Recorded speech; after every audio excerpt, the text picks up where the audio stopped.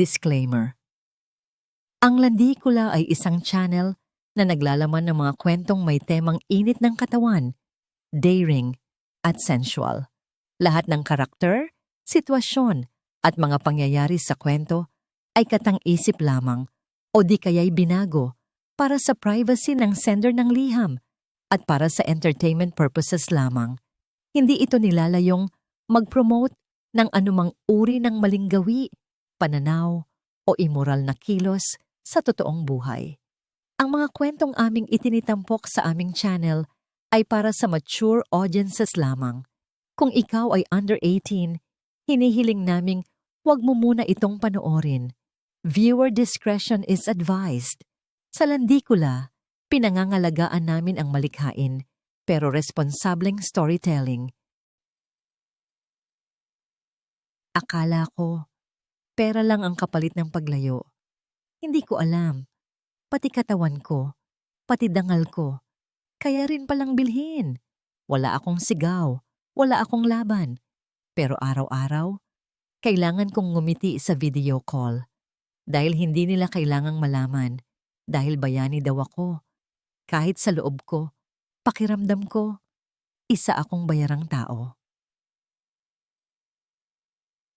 Kapalit ng dolyar.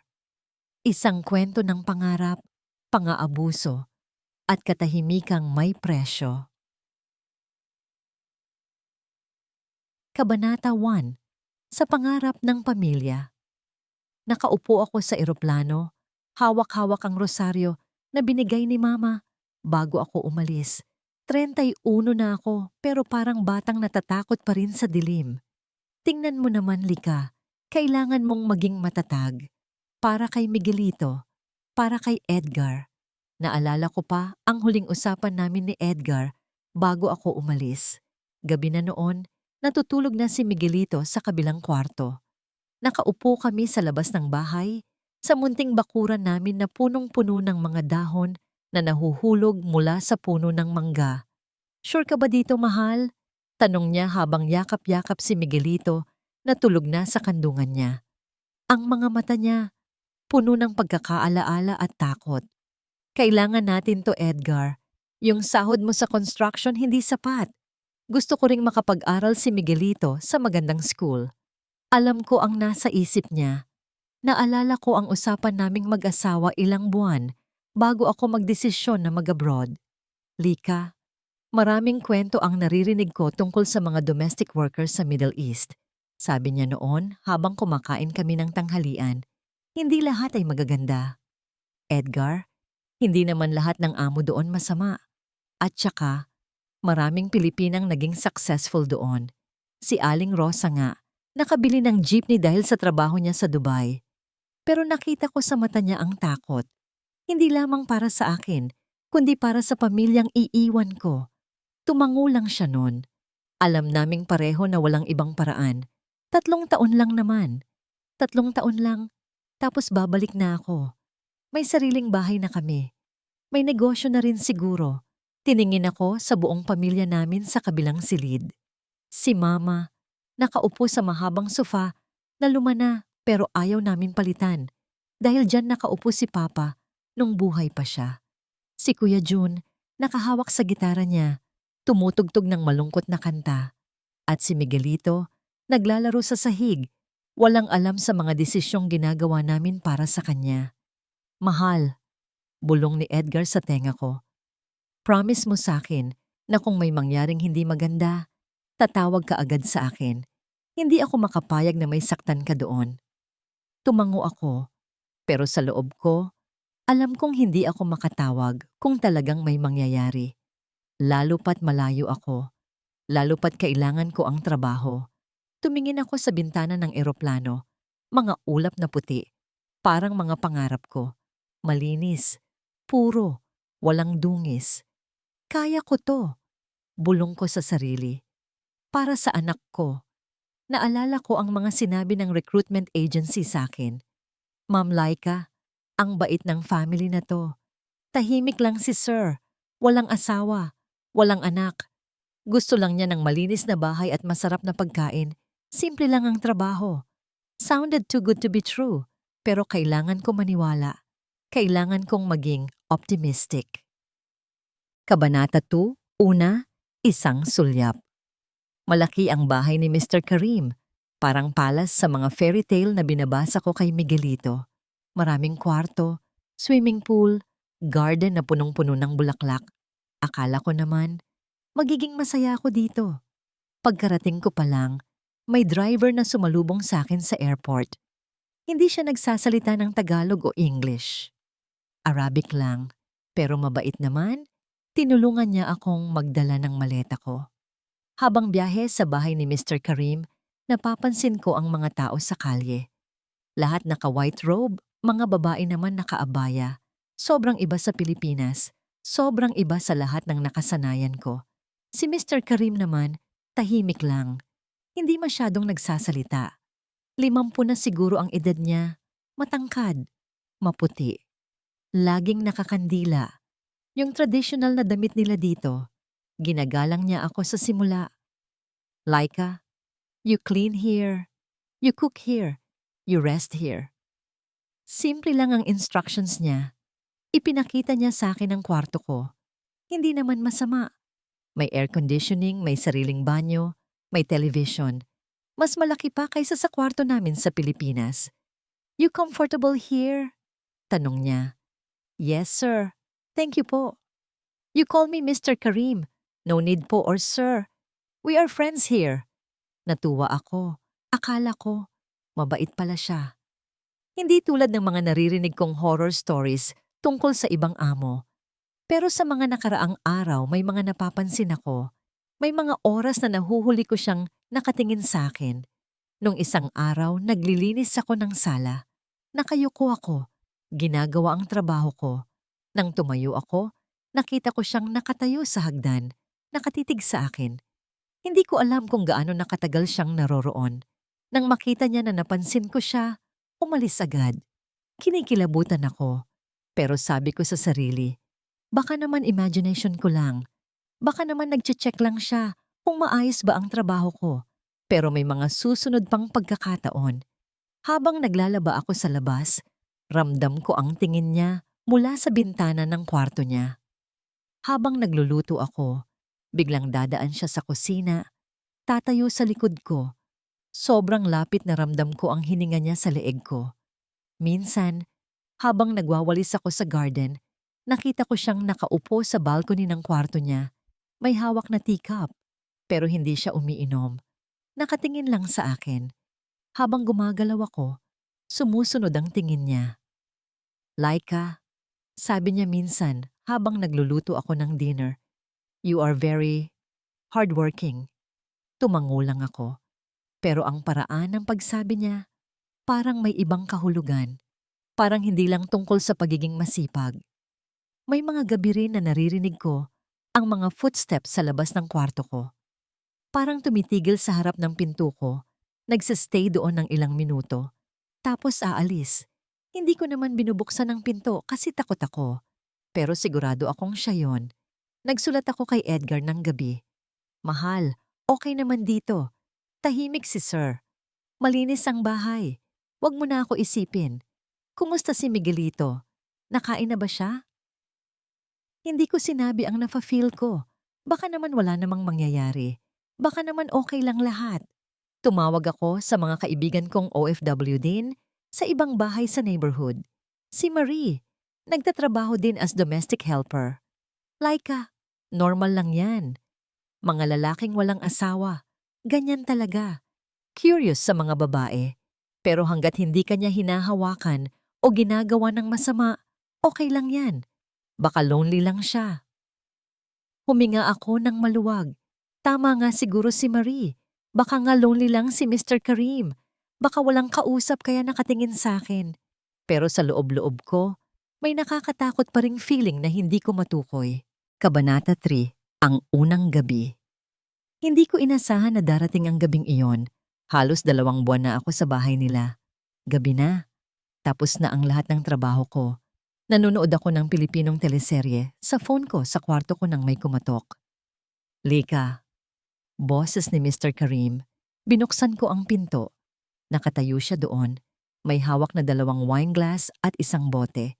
Nakapajama na siya, pero nakarobe pa rin. Come, join me. We talk. Hindi ako sanay sa alak, pero hindi ko rin naman pwedeng tanggihan ang amo ko. Sumunod ako sa kanya sa living room. Umupo siya sa sofa. Tinapat niya ang wine glass sa akin. Sit, sabi niya. Tumuturo sa tabi niya. Umupo ako, pero malayo.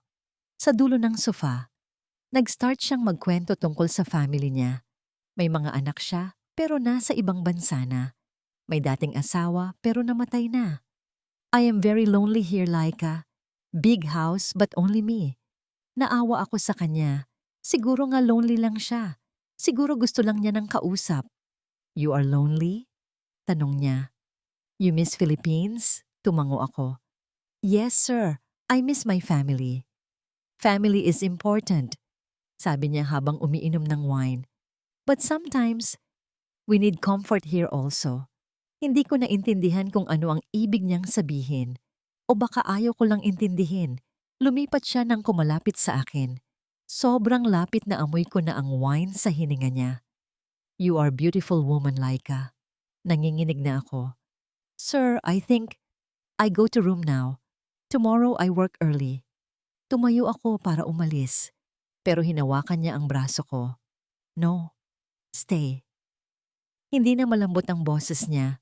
May pagkakarinig ako sa tono niya na nakakatakot. Sir, please, I want to go to my room. Pero hindi niya ako pinakawalan. Hinila niya ako pabalik sa sofa. Mas malapit pa sa kanya ngayon. Laika, you work for me. I am good to you. I give you money. You give me comfort. Ang sumunod na mga minuto, hindi ko na maalala ng maayos. Parang blur lang ang lahat. Naalala ko lang na umiyak ako. Naalala ko lang na nagmakaawa ako. Naalala ko lang na hindi niya ako pinakinggan. Sumubok akong lumaban. Tinulak ko siya. Pero mas malakas siya. Mas malaki. At may authority siya sa bahay na ito. Please sir, hindi po ako ganyan. May asawa po ako. May anak po ako. I know. But you are here now, with me. Nang matapos ang lahat, nakahiga ako sa sofa, nanlalaki ang mata, nanginginig pa rin. Nakatayo si Mr. Karim, inaayos ang damit niya. Lumapit siya sa coffee table, kumuha ng envelope. Inilapag niya sa tabi ko. This is extra money. For you, for your family. Tiningin ako sa envelope, napakaapal. Doble siguro sa buwan kong sahod. You are good worker, Laika. I like you. You no tell anyone this. You understand? Tumango ako. Hindi dahil sumasang-ayon ako. Tumango ako dahil takot ako. If you tell someone, I call agency. I say you are bad worker. I send you home. No money. Nothing. Alam ko na totoo ang sinasabi niya. Alam ko na kaya niya gawin yon. Nang umalis siya, umupo ako doon sa sofa. Nakatitig sa envelope. Ang daming pera. Mas marami pa sa ipinadala ko sa mga nakaraang buwan. Pero habang hawak ko ang pera, parang laso ng pakiramdam ko. Parang nakakasuka. Umakyat ako sa kwarto ko. Naligo ako ng sobrang tagal. Kinuskus ko ang balat ko hanggang mamula-mula na. Pero hindi ko mawala ang pakiramdam na marumi pa rin ako. Habang nakahiga ako sa kama, naisip ko si Miguelito. Naisip ko kung ano kaya ginagawa niya ngayong gabi. Natutulog na ba siya? May nightmare ba siya tulad ko? Naisip ko rin si Edgar. Siguro tulog na rin siya pagod mula sa construction work niya buong araw. Paano ko sasabihin sa kanila? Paano ko ipapaliwanag? Hindi ko pwede. Hindi ko kaya. Kaya kinuha ko ang phone ko. Nag-compose ng message sa family ko. Hi everyone! Okay lang ako dito. Mabait si Sir. Nag-send ako ng extra money for Miguelito's school. Love you all. At pinadala ko ang lahat ng pera sa envelope. Kabanata 4. Katahimikang binili. Kinabukasan, normal lang ang lahat. Si Mr. Karim, normal lang din. Kumain siya ng breakfast na niluto ko. Nagbasa ng newspaper, umalis para sa trabaho niya. Parang walang nangyari. Pero ako, hindi ko makita ang mata niya. Kinabahan ako tuwing papalapit siya sa kusina habang nagluluto ako. Nag-iiba ang dating ng lahat sa bahay. Parang lahat ng sulok may nakatagong alaalang masama.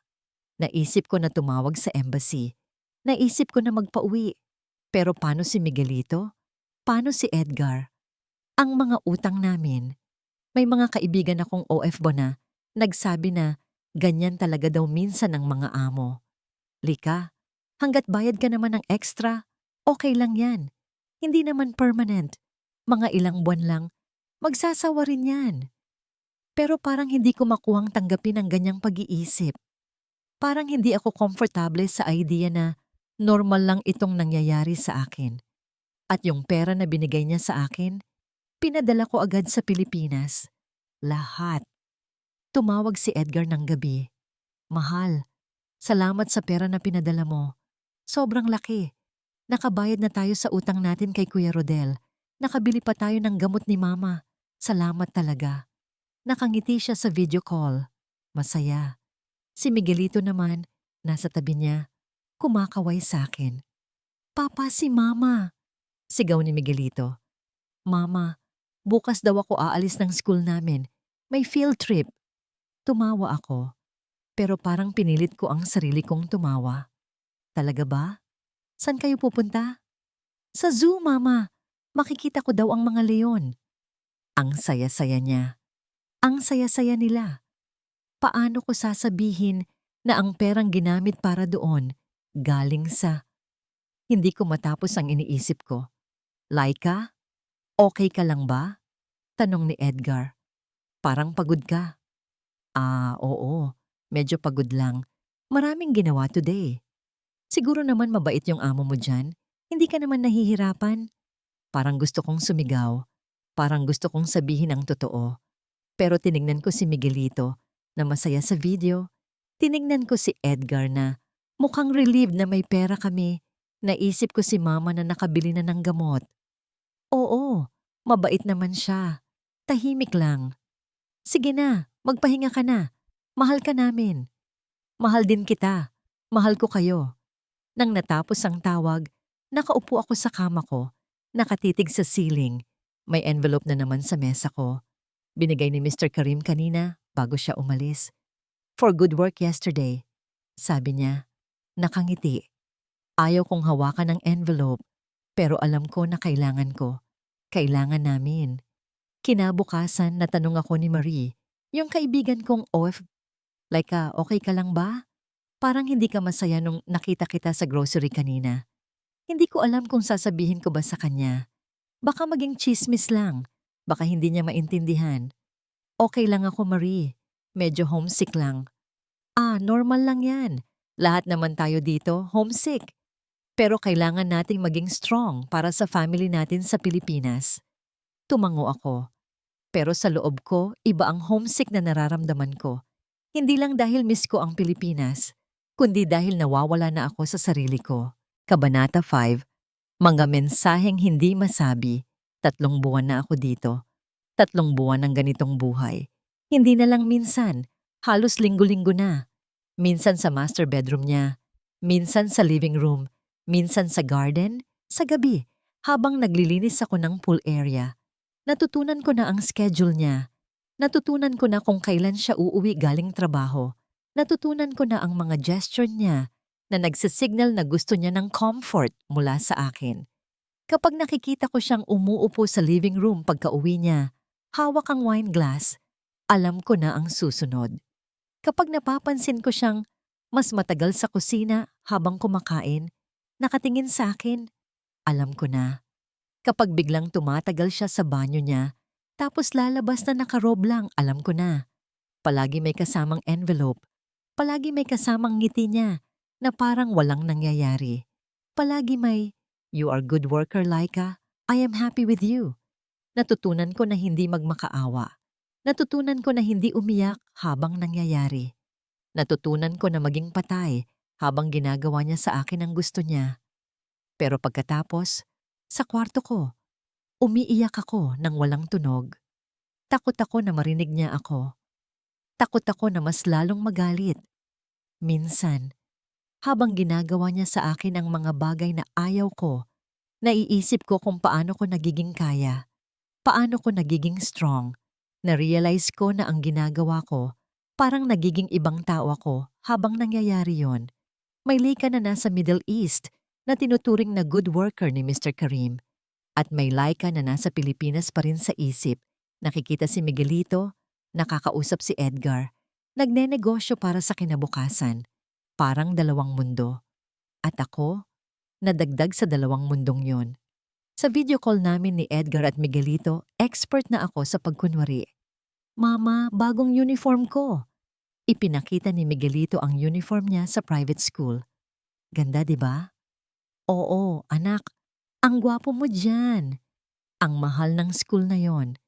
Pero nakapag-enroll siya dahil sa extra money na pinapadala ko. Yung extra money na, paano ba ang school mo, baby? Masaya ka ba doon? Oo, mama. Maraming kaibigan ako. At sabi ng teacher ko, matalino daw ako sa math. Nakaka-proud siya. Nakaka-proud na ang anak ko nag-e-excel sa school. Pero pag naiisip ko kung paano nakuha ang pera para sa school niya, parang nanginginig ako. Mahal, sabi ni Edgar, salamat talaga sa ginagawa mo para sa amin. Nakita mo ba yung picture ng bahay na pinadala ko sa messenger? Nagsimula na tayo magpatayo. Yung architect na nakuha natin, maganda ang design. Nakita ko. Maganda nga. Malaki. May second floor. May sariling garage. Pangarap namin yun dati. Ganda niya, mahal, sabi ko. Pero sigurado ka bang kaya natin? Oo naman. Ang laki ng pinapadala mo eh. Mas malaki pa sa nakahanda nating budget. Palagay ko, pag-uwi mo, tapos na ang bahay. Kung alam niya lang kung saan galing ang perang iyon. Kung alam niya lang kung anong ginawa ko para makuha ang perang iyon. Mama, kailan ka uuwi?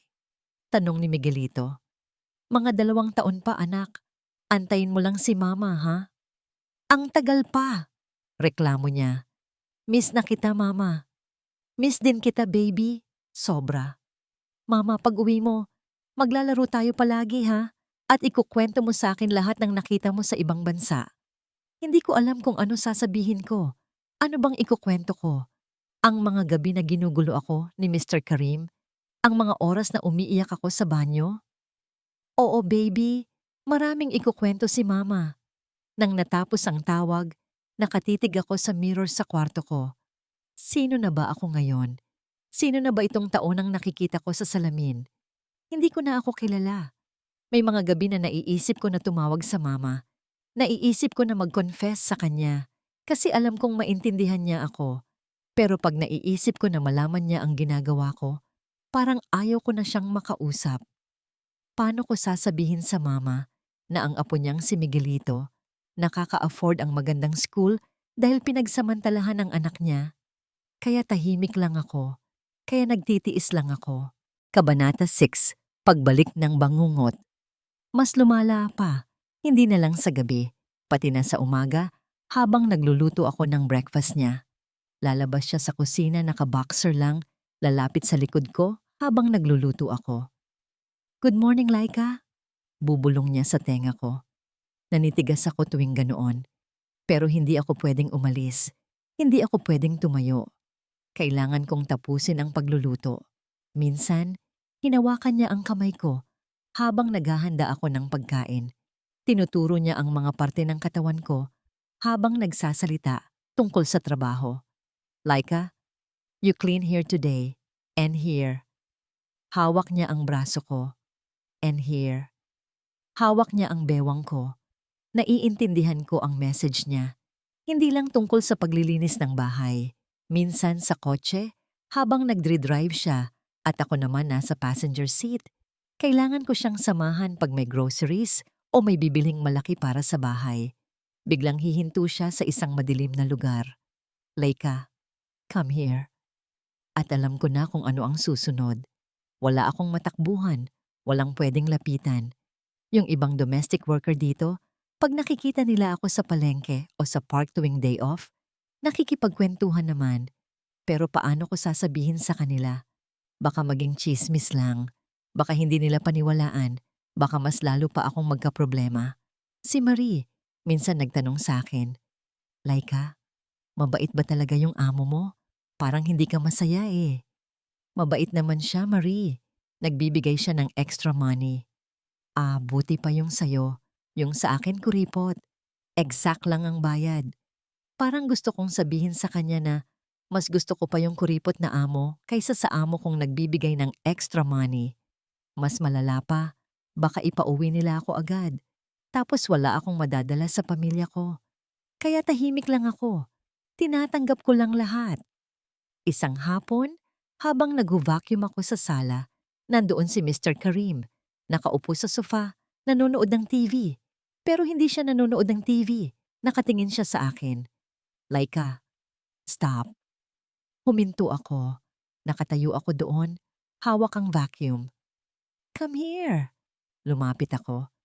You know what I want. Tumango ako. Alam ko na. Habang ginagawa niya sa akin ang gusto niya, naisip ko si Miguelito. Naisip ko kung ano kaya ginagawa niya ngayon sa school. Naisip ko si Edgar na nasa construction site. Pawis na pawis. Nagtatrabaho para sa amin. Habang ginagagawa niya sa akin ang lahat ng ito, nandoon yung isip ko. Sa Pilipinas. Sa pamilya ko. Kahit saan. Basta hindi dito. Hindi sa sitwasyong ito. Natutunan ko ang teknik na ito. Ang pagiging wala sa katawan habang ginagawa sa akin ang ayaw ko. Parang nagiging floating spirit ako. Nakikita ang nangyayari sa katawan ko, pero hindi ako yung nasa katawan na yon. Nang matapos, binigyan niya ako ng envelope na mas makapal pa sa dati. You are very special to me, Laika. I hope you stay long time here. Tumango lang ako. Kunin ko na ang envelope. Hayaan ko na siyang mag-isip na okay lang sa akin lahat ng ito. Pero sa loob ko, namamatay na ako. May mga gabi na naiisip ko na tumawag sa embassy. Naiisip ko na magpatulong. Pero pag naiisip ko ang consequences, natitikman ko na yung fear. Ano pag nalaman ng family ko? Ano pag naging scandal? Ano pag hindi na ako makatanggap ng trabaho sa ibang bansa? At ang pinakamahirap na tanong, ano pag tinanong ako kung bakit ko hinayaan? Bakit ko in-endure ng ganitong katagal? Bakit hindi ako lumayas agad? Ano sasabihin ko? Na kailangan ko ang pera? Na mas importante sa akin ang pamilya ko kaysa sa dignity ko? Kaya tahimik lang ako. Kaya patuloy akong nagpretend na okay lang ang lahat. Kabanata 7, Desisyong May Halaga. 1 taon na ako dito. 1 taon ng ganito. May pagkakataon akong tumakas. Nakanaw ako ng opportunity. Si Mr. Karim, umalis ng ilang araw for business trip. Wala siyang ibang kasama sa bahay. Ako lang. At may susi ako sa lahat ng pinto. Nag-try ako magtanong sa mga kaibigan kong OFW kung paano mag-file ng complaint. Nag-try ako mag-research sa internet tungkol sa mga rights ko. Pero lahat ng nababasa ko, nakakatakot. Maraming proseso, maraming tanong, maraming evidence na kailangan, at hindi guaranteed na magtagumpay. Naisip ko na kumuha ng mga gamit ko, tumakbo sa embassy, magpauwi. Nakatayo ako sa harap ng maleta ko, nagsisimula akong mag-impake. Pero habang nilalagay ko ang mga damit ko, naalala ko ang huling tawag ni Edgar. Mahal, almost tapos na ang bahay. Tingnan mo. Ipinakita niya sa video call ang bahay namin. Napakaganda, napakalaki. At may surprise pa ako sa'yo. Nag-down payment na ako para sa kotse. Second hand lang. Pero maganda pa. Para pag-uwi mo, may sakayan ka agad. Napakasaya niya. Napaka-proud. Paano mo nabayaran lahat ng yan, Edgar? Syempre, sa malaking pera na pinapadala mo. Wala kaming ginagalaw na pera mo. Nakasave pa nga kami. Yung business na plano natin, kaya na natin simulan pag-uwi mo. Tapos naalala ko rin si Miguelito. Nasa honor roll siya sa school niya. Naging class president pa. Sa graduation niya, proud na proud si Edgar. Mama, look, medal ko. Ipinakita niya sa video call ang medal niya. First honor ako, Mama. Sabi ng teacher ko, matalino daw ako. Pwede daw ako maging engineer paglaki ko, tulad ni Papa. Nakangiti ako sa video, pero umiiyak ako habang nakangiti. Lahat ng achievements niya, lahat ng opportunities niya, dahil sa perang ito, dahil sa sacrifices na ginawa ko na hindi niya alam. Paano ko iiwan ang lahat ng ito?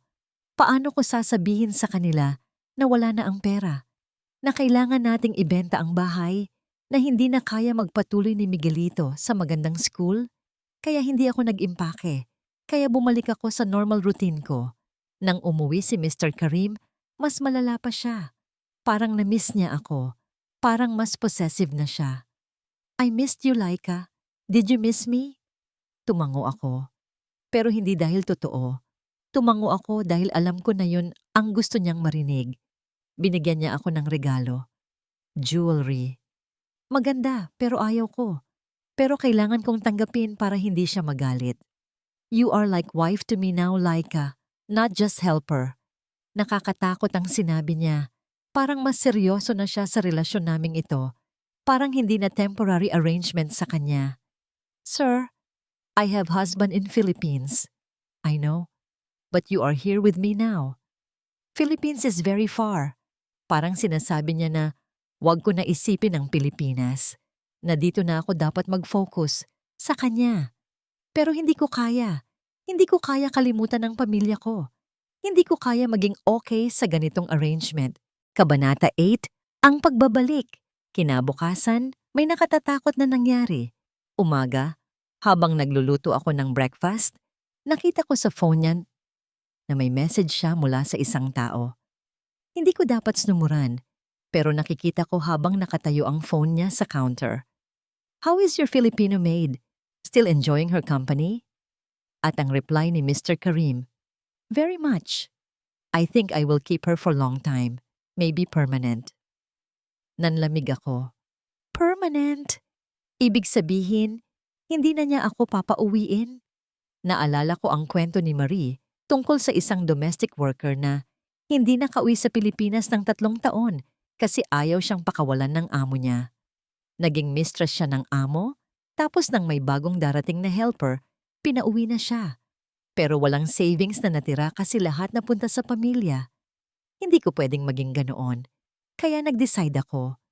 Kailangan ko ng plan. Nagsimula ako mag-ipon ng evidence. Nagre-record ako sa phone ko habang ginagawa niya sa akin ang mga bagay na ayaw ko. Hindi ko pinapakita sa kanya, pero nire-record ko ang tunog ng ginagawa niya. Nagsimula rin ako magsulat. Journal. Lahat ng nangyayari sa akin, lahat ng ginawa niya, lahat ng sinabi niya, nire-record ko. At nagsimula ako maghanap ng tulong. Hindi sa embassy muna, sa mga OFW group sa Facebook. Nandoon ako, nag-post ng anonymous account. May alam ba kayong tutulong sa domestic worker na ginagawa ng masama ng amo? Natatakot ako mag-report kasi baka pawiin ako agad. Maraming nag-reply, maraming nag-share ng experiences nila, at maraming nagsabi ng mga organizations na pwedeng tumulong. May nag-private message sa akin. Si Ate Linda, isang OFW rin na nakaranas ng same situation dati. Sis, tawagan mo tong number na to. NGO to na tumutulong sa mga OFW na nagiging victim ng abuse. Hindi mo kailangan mag-worry na pauwiin ka agad.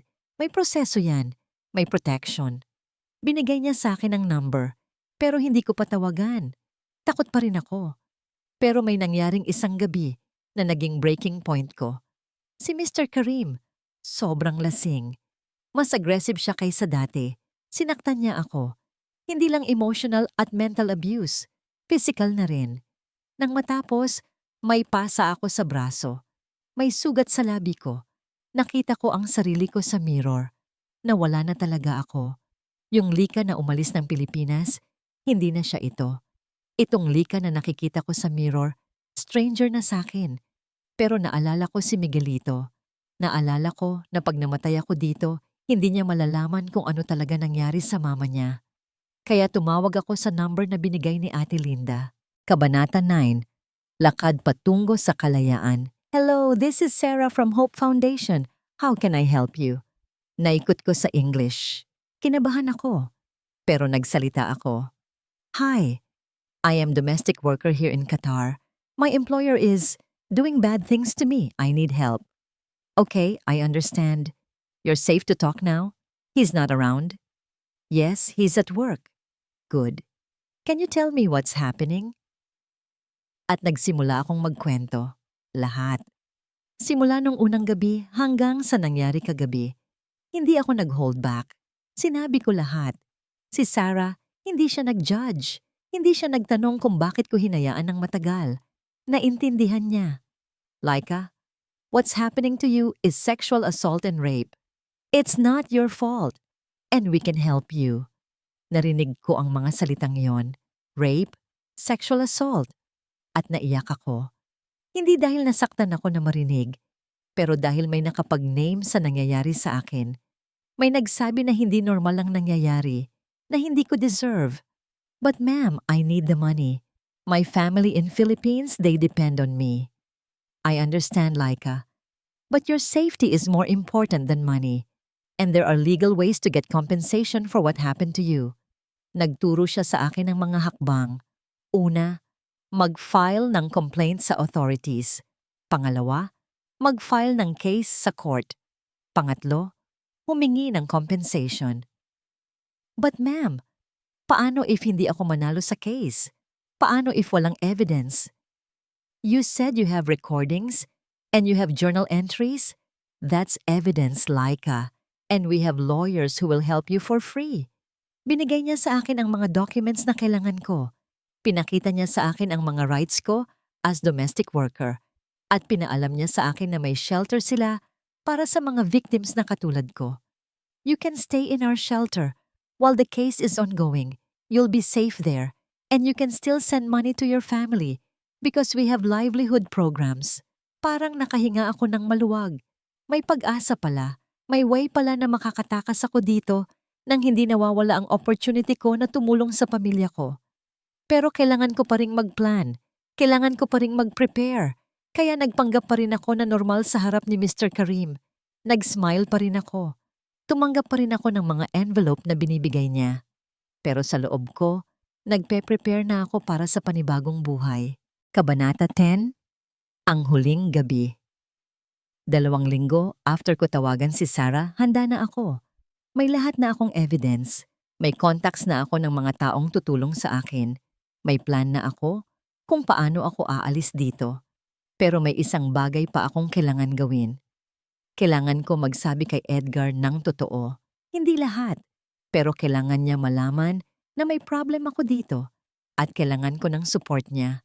Tumawag ako sa kanya ng gabi. Mahal, may kailangan akong sabihin sa'yo. Ano yon? May problema ba? Huminga ako ng malalim. Mahal, yung amo ko dito, hindi siya mabait. Ginagawa niya sa akin mga bagay na ayaw ko. Nagtagal ang katahimikan. Anong klaseng bagay, Laika? Hindi ko kaya sabihin lahat sa phone. Pero ginagawa niya sa akin mga bagay na sexual. Pinipilit niya ako. Narinig ko ang galit sa boses ni Edgar. Anong? Laika, bakit mo hindi sinabi agad sa akin? Kasi takot ako. Takot ako na mawala ang trabaho ko. Takot ako na hindi mo maintindihan. Hindi ko maintindihan. Laika, asawa kita. Dapat sinabi mo agad sa akin. Umiiyak na ako. I'm sorry, Edgar. I'm sorry. Pero may plan na ako. May mga taong tutulong sa akin. May mga lawyers. Laika, umuwi ka na dito.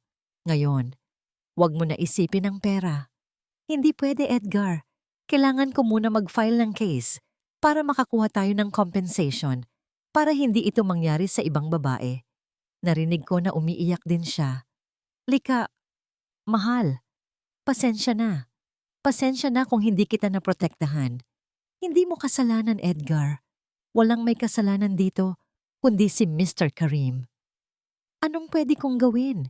Paano kita matutulungan? Suportahan mo lang ako at samahan mo si Miguelito. Huwag mo munang sabihin sa kanya kung ano talaga nangyayari. Sabihin mo lang na may problema sa trabaho ko pero okay lang ako. Sige mahal, pero promise mo sa akin na mag-iingat ka. Promise mo sa akin na hindi mo hahayaang masaktan ka pa niya. Promise, Edgar. Tatawag ako sa iyo araw-araw. At pag may emergency, may mga taong tutulong sa akin. Nang matapos ang tawag, parang nabunutan ako ng tinik. Alam na ni Edgar. Hindi niya alam lahat, pero alam niya na may problema ako. At susuportahan na niya ako. Kinabukasan, last day ko na sa bahay ni Mr. Karim. Hindi niya alam. Sa tingin niya, normal day lang ito. Umaga, nagluto ako ng breakfast niya. Huling beses na ako magluluto para sa kanya. Good morning, Laika. Sabi niya. Ngumiti sa akin. Good morning, sir. I have surprise for you later. New jewelry. You will like it. Tumango lang ako. Hindi ko na sinabi na hindi ko na makikita ang jewelry na yon. Habang naglilinis ako ng bahay, naalala ko ang unang araw ko dito. Naalala ko kung gaano ako ka-excited, kung gaano ako ka-hopeful na magkakaroon ng magandang buhay ang pamilya ko. Hindi ko inakala na ganito ang magiging kapalit ng pangarap naming iyon. Pero ngayon, alam ko na. Alam ko na may ibang paraan. May tamang paraan na hindi kinakailangan na isakripisyo ang dignidad ko. Gabi na. Huling gabi ko na dito. Pumasok si Mr. Karim sa kwarto ko, katulad ng dati. Laika, come. We celebrate tonight. Pero ngayon hindi na ako takot. Hindi na ako nagpretend na okay lang sa akin. No, sir. I cannot do this anymore. Nagulat siya. What? I said no. I cannot do this anymore. What you are doing to me is wrong. Galit na ang mukha niya. Laika, you work for me. You do what I say. No, sir. I am human being. I have rights. And I will not let you hurt me anymore. Lumapit siya sa akin, pero hindi ako nag-atras. You will regret this, Laika. I will call agency. I will send you home with nothing. You can call anyone you want, sir. But I am leaving tomorrow. And I will file a case against you. Nagalit siya. Sigaw siya ng sigaw. Pero hindi na ako nakinig. Hindi na ako takot. Kasi alam ko na may mga taong tutulong sa akin. Alam ko na may mga batas na magpoprotekta sa akin. At alam ko na mas importante ang respeto ko sa sarili ko kaysa sa pera. Kabanata 11. Simula ng katotohanan. Umalis ako ng madaling araw. Hindi na ako nagpaalam kay Mr. Karim. Sumundo sa akin si Sarah at 2 pang volunteers ng Hope Foundation. Dinala nila ako sa shelter. Malinis ang lugar. Safe. May mga babae rin doon na katulad ko na naghahanap ng tulong. Laika, you're safe now, sabi ni Sarah. Tomorrow, we will go to the police station to file your complaint. Natatakot pa rin ako. Pero nandoon si Sarah. Nandoon ang lawyer na tutulong sa akin. Nandoon ang ibang survivors na nakapagtayo na ng kaso nila. Ma'am Sarah, paano kung hindi ako manalo sa case? Win or lose, Laika, the important thing is, you stood up for yourself. You said no to abuse, and that's already a victory. Napaiyak ako. Hindi dahil malungkot ako. Napaiyak ako dahil pagkatapos ng napakahabang panahon, naramdaman ko ulit na may halaga ako, na hindi ako biktima lang, na may laban ako. Sa police station, hindi madali. Maraming tanong, maraming forms na kailangan sagutan, maraming detalye na kailangan ikwento. Pero may interpreter na tumulong sa akin, may lawyer na nandoon para sa akin, at may Sarah na hawak ang kamay ko habang nagkakwento ako. Ma'am, yung case ko, gaano katagal bago malaman ang resulta? Usually 6 months to 1 year, Laika. Pero habang ongoing ang case, pwede ka pa ring magtrabaho. May partner kami na company na nag-hire ng mga domestic workers na may pending cases. Legal lahat. May protection ka. Relief ko narinig iyon. Ibig sabihin, hindi ako mawawala ng income habang hinihintay ang resulta ng case ko. Tumawag ako kay Edgar para magpaalam. Mahal, hindi na ako sa bahay ni Mr. Karim. Nasa safe place na ako. Nag-file na ako ng case. Salamat sa Diyos, Laika. Proud ako sa'yo. Proud ako na naging asawa kita. Edgar, baka matagal-tagal pa ako dito. Kailangan ko tapusin ang case na ito. Hintayin kita, mahal. Gaano man katagal, hintayin kita. Yung bahay natin nandito pa rin. Yung kotse, nandito pa rin. Lahat ng pinaghirapan mo nandito pa rin. At si Miguelito, kinausap ko rin. Mama, kailan ka uuwi? Medyo matagal pa, baby. Pero magstay pa rin ako dito para magtrabaho. Pero promise ko sa'yo, babalik ako. Babalik si Mama. Okay, Mama. Basta wag mo kalimutan si Miguelito, ha?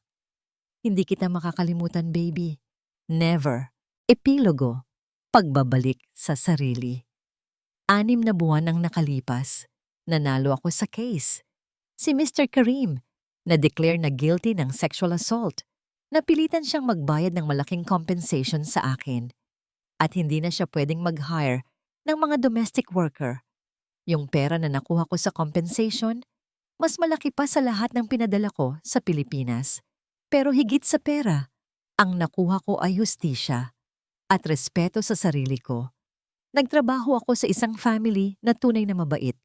May kontrata na legal, may day off, may sick leave, may vacation and leave, at higit sa lahat, may respeto sa akin bilang tao. Pero ang pinakamahalagang nakuha ko ay ang pag-unawa sa sarili ko. Hindi ako biktima, survivor ako. Hindi ako mahina, matatag ako. Hindi ako walang halaga. May dignidad ako na walang perang makakapalit. 1 taon na nakalipas mula nang manalo sa case, bumalik na ako sa Pilipinas. Nandoon si Edgar sa airport, nakangiti, may dalang bulaklak. Si Miguelito naman, tumakbo sa akin, niyakap ako ng mahigpit. Mama, uwi ka na, sigaw niya. Oo, baby, uwi na si Mama at hindi na aalis. Sa taxi, habang pauwi kami sa bahay, kinukwentuhan ako ni Edgar at Miguelito tungkol sa lahat ng nangyari habang wala ako. Mama, yung bahay natin ang ganda at may sariling kwarto ako. Talaga ba? Excited akong makita. At Mama, honor student pa rin ako. Top 1 ako sa klase ko ngayong taon. Proud ako kay Miguelito. Pero ngayon, alam ko na ang tunay na kahulugan ng pride. Hindi lang dahil sa achievements niya. Proud ako sa kanya dahil mabait siyang bata. Dahil mahal niya ako. Dahil anak ko siya. Nang makarating kami sa bahay, nakita ko ang bunga ng mga pinaghirapan ko. Maganda nga ang bahay. Malaki. May segundo floor. May garage. Pero mas importante sa akin, nakita ko ang pamilyang nandoon para sa akin. Ang mga taong naghintay sa akin. Ang mga taong minahal ako. Kahit nalaman nila ang mga nangyari sa akin. Si Mama, niyakap ako ng mahigpit. Anak, pasensya na kung hindi ka namin naprotektahan sa nangyari sa'yo. Ma, walang dapat pasensyahan. Kayo ang naging strength ko para makayanan ko lahat ng yon. Gabi na, nakaupo kami sa bakuran, katulad ng dati. Si Edgar, si Miguelito, at ako. Masaya, kompleto. Mama, ano pala ginawa mo sa ibang bansa? Tanong ni Miguelito. Nagtinginan kami ni Edgar. Alam ko na kailangan ko siyang sagutin. Pero hindi pa siya ready para sa buong katotohanan. Nagtrabaho si Mama, baby. At natuto si Mama na maging matatag. Natuto si Mama kung paano lumaban kapag may nagkakamal sa atin. Ah, parang superhero? Natawa ako. Oo, baby. Parang superhero. Pero hindi ako ang superhero sa kwentong ito. Lahat tayo. Superhero tayo sa sarili nating kwento. Lahat tayo may kapangyarihan na lumaban. May kapangyarihan na sabihin ang totoo. May kapangyarihan na manindigan para sa sarili natin. Ang kwento ko, hindi nagtapos sa pagkakaroon ko ng malaking bahay o magandang kotse. Nagtapos sa pagkakabalik ko sa sarili ko. Sa pagkakakilala ko ulit kung sino ako. Sa pagtanggap ko na may halaga ako na walang sino mang pwedeng bawasan. Ngayon, nagtatrabaho ako sa isang local company dito sa Pilipinas. Hindi gaanong malaki ang sahod compared sa abroad. Pero masaya ako. May family ako. May dignidad ako. May respeto ako sa sarili ko. At minsan, tumutulungan ako ng Hope Foundation dito sa Pilipinas. Tumutulong ako sa mga babaeng katulad ko dati. Yung mga nagiging silent victims ng abuse. Sinasabi ko sa kanila ang sinabi sa akin ni Sarah dati. You are not a victim. You are a survivor. And you have the power to change your situation. Hindi madaling kwento ang sa akin. Hindi madaling intindihin kung bakit ako nagtimpi ng ganong katagal. Hindi madaling explain kung bakit hindi ako agad-agad lumayas. Pero ang gusto kong maintindihan ng mga taong makakarinig ng kwento ko ay ito. Walang tama sa ginawa sa akin ni Mr. Karim. Walang dahilan na mag-justify sa abuse. At walang babae na deserve na ma-abuse, anuman ang sitwasyon niya. Pero higit sa lahat, gusto kong malaman nila na may pag-asa. May tulong. May mga taong handang sumuporta. May mga batas na nagpoprotekta sa atin. Kailangan lang natin ng lakas ng loob na magtanong. Kailangan lang natin ng lakas ng loob na humiram ng tulong. Kasi ang totoo, hindi natin kailangan mag-isa. Hindi natin kailangan magtiis ng walang hanggan. May mga tao dito sa mundo na handang makipaglaban para sa atin. Kailangan lang natin silang hanapin. Kailangan lang nating maniwala na deserve natin ang respeto. Deserve natin ang pagmamahal na walang kapalit na sakit. Deserve natin ang buhay na hindi natin kailangan itago. Ang buhay na proud tayo na ikwento. Ang buhay na totoo. Ang buhay na amin. At iyon ang pinakamahalagang natutunan ko sa lahat ng naranasan ko. Ang kapalit ng dolyar, hindi dapat ang dignidad natin. Ang kapalit ng pangarap natin, hindi dapat ang pagkatao natin. May ibang paraan. May tamang paraan. Kailangan lang natin hanapin. Kailangan lang natin maniwala. Kailangan lang nating maging brave enough to say, hindi ko deserve ito at hindi ko ito tiisin. Dahil deserve natin ang lahat ng magaganda sa buhay nang hindi kailangan magbayad ng mahal na halaga para doon. Salamat sa mga taong tumulong sa akin. Salamat sa mga organisasyong nandoon para sa mga katulad namin. At salamat sa mga taong nakinig sa kwento ko nang walang judgment. Para sa mga babaeng katulad ko. Kaya natin to. Hindi tayo mag-isa. Para sa mga pamilya, suportahan natin ang mga mahal natin na nasa abroad.